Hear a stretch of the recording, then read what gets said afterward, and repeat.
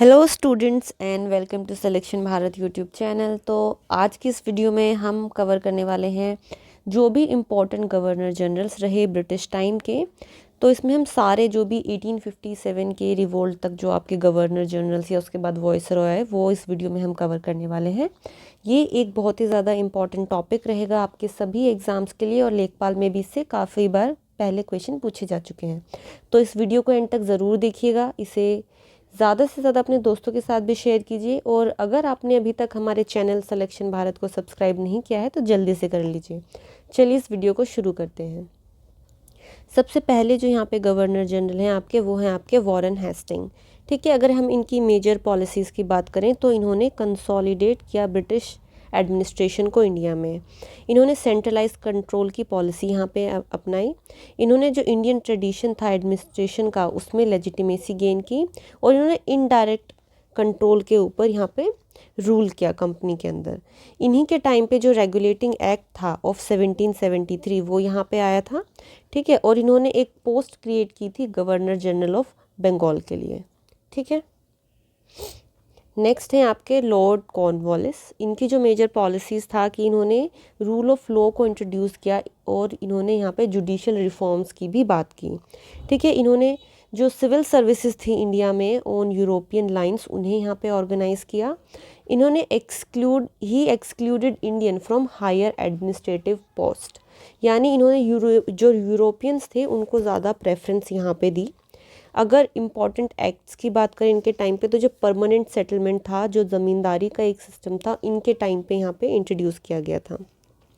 एक और important fact कि इनके टाइम पे इन्होंने कॉर्नवालिस कोड को यहाँ पे इंट्रोड्यूस किया था, यानी इन्होंने जुडिशरी को एग्जीक्यूटिव से सेपरेट किया था। इन्होंने मॉडर्न सिविल्स और क्रिमिनल कोर्ट्स इंडिया में सेटअप किए थे। नेक्स्ट हैं आपके लॉर्ड वेलेस्ली, जिनकी जो मेजर पॉलिसीज़ जो ज़्यादातर रही वो अग्रेसिव इंपीरियलिस्ट एक्सपेंशन रहा इंडिया में। ठीक है, इन्होंने मिलिट्री अलायंस और ब्रिटिश सुप्रीमेसी को ज़्यादा यहाँ पे फोकस किया। अगर इन्होंने ही अपने टाइम पे जो सब्सिडरी अलायंस का सिस्टम था वो यहाँ पे स्टार्ट किया था। ये क्या करते थे, ये जो इंडियन स्टेट थे उनको कंट्रोल करने का एक सिस्टम था, ये डायरेक्टली उन स्टेट को एनेक्स कर लेते थे। ठीक है, और इन्होंने जो फ्रेंच थे, जो यहाँ पे इंडिया में फ्रेंच भी आए थे, है ना, जो बहुत सारे डिफरेंट यूरोपियन पावर इंडिया में आए थे। अगर आपको पता हो उनका सीक्वेंस, किस सीक्वेंस में, देखिए ये इस पे भी क्वेश्चन बन सकता है कि किस सीक्वेंस में जो यूरोपियंस थे वो इंडिया में आए। तो आप अगर आपको पता है तो हमें कमेंट सेक्शन में कमेंट करके ज़रूर बताइए। ठीक है, बट अगर आप याद रखना चाहें तो उसका एक सीक्वेंस ये भी है, PDEDF,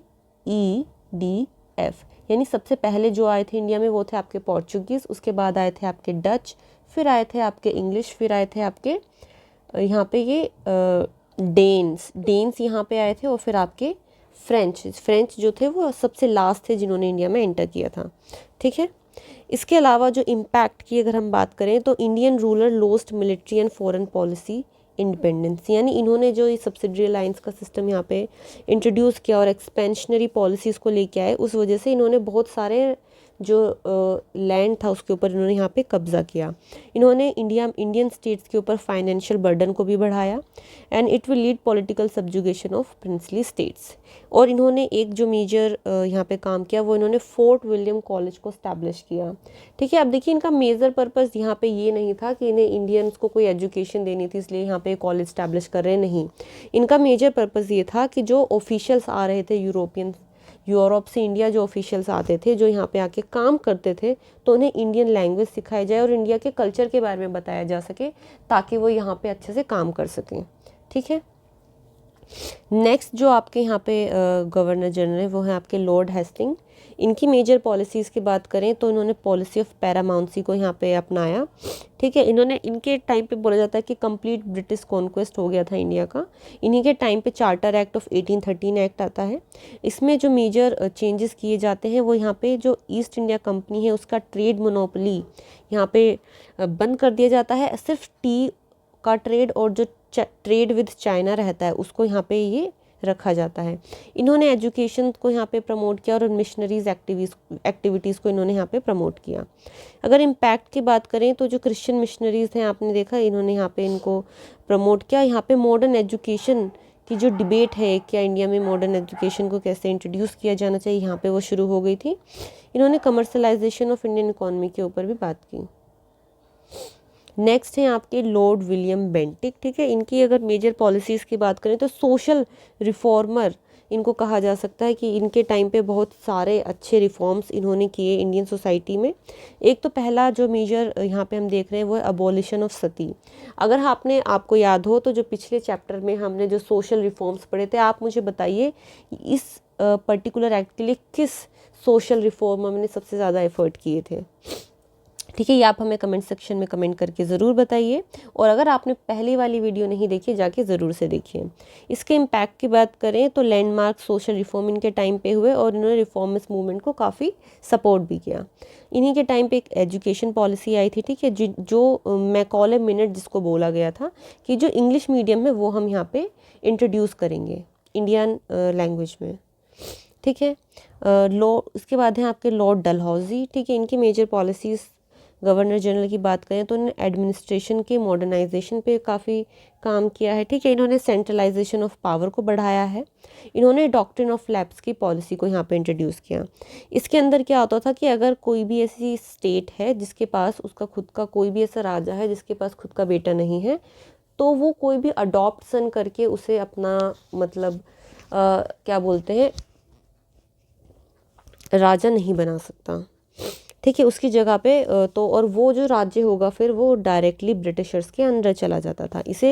इसी पॉलिसी का यूज़ करके इन्होंने एनेक्स किया सतारा को, झांसी को और नागपुर को, ठीक है। और इसके अलावा भी जो कोई से स्टेट हैं जो आपको पता हो, आप हमें कमेंट सेक्शन में कमेंट करके ज़रूर बताइए, ठीक है। बाकी कौन से स्टेट थे जो डॉक्ट्रिन ऑफ लैप्स के अंडर इन्होंने एनेक्स किए थे। Created resentment among Indian rulers, major cause. अब इसको भी एक बात बोला जा रहा है कि ये भी एक बहुत बड़ा कॉज रहा आपके रिवोल्ट ऑफ 1857 के पीछे। इनके टाइम पे जो एक्ट और रिफॉर्म्स आए वो थे इन्होंने कि रेलवे का इंट्रोडक्शन यहाँ पे हो रहा है, यहाँ पे टेलीग्राफ सर्विसेज आ रही हैं, पोस्टल सिस्टम यहाँ पे इंट्रोड्यूस हो रहा है, पब्लिक वर्क डिपार्टमेंट यहाँ पे स्टैब्लिश हो रहा है, विडो रीमैरिज एक्ट भी इन्हीं के टाइम पे आ रहा है। तो अगर वैसे देखा जाए तो इनके टाइम पे काफ़ी सारे एक्ट यहाँ पे पास हो रहे हैं, ठीक है। नेक्स्ट हैं जो आपके गवर्नर जनरल, वो हैं आपके लॉर्ड कैनिंग। इनकी जो मेजर पॉलिसीज़ रही एज इंडिया, तो इन्होंने मतलब ज़्यादा पॉलिसीज़ पे काम कर नहीं पाए क्योंकि इन्हीं के टाइम पे ये रिवोल्ट हो गया था। तो ये इनका ज़्यादातर टाइम उस रिवोल्ट को ही कम करने में, संभालने में, इन सब चीज़ों में चला गया।